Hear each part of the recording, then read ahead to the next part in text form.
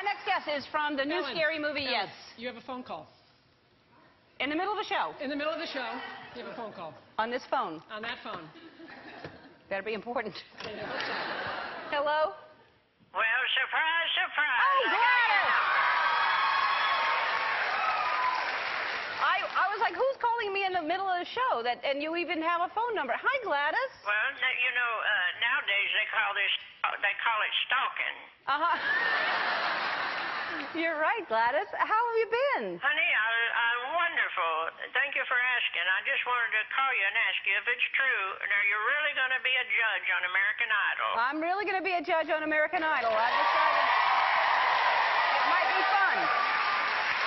Well, that's wonderful. I think that's the best idea since sliced bread. Do you watch, Gladys, do you watch Idol? I do. Now, you know, I found out the first time by reading a celebrity gossip magazine. I don't read them. Uh-huh. But I just look at them in the checkout. Sure. And you can't believe everything you read. They said a few months ago Portia was pregnant, and I'm pretty sure that's not true. That's not true. You're right. You Well, can I always thought so. you can always call and ask me that question, Gladys. Well, I think it's a great idea, and I've got an idea for you. Oh, please tell me. I love your ideas. Well, if you need to bring musical chairs to that show. To Idol? That would be fun. It would be fun. That is a good idea. Do you know where you're going to sit yet? I don't have Well, any. Randy's always on the left. Right. And Simon's on the right. Right. And I believe you should just get there early one day and just sit in Simon's chair and don't get up.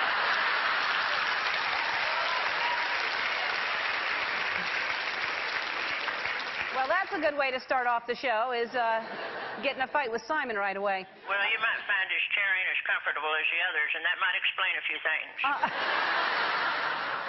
You don't like Simon so much, Gladys? Honey, I love him in small doses. Uh-huh. All right, I won't let him talk so much then.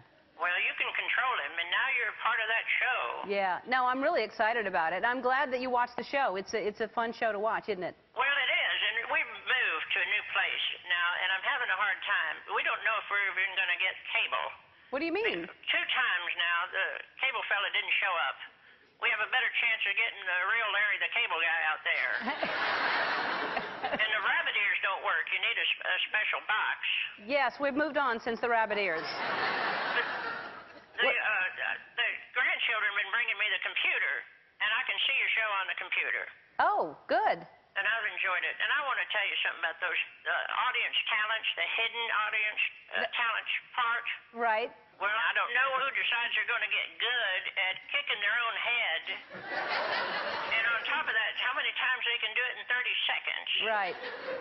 Yeah, that was pretty, well, we didn't have a lot going on that day, Gladys, so we had to use that guy. Well, I say when all else fails, put Andy in some shorty shorts. Uh-huh.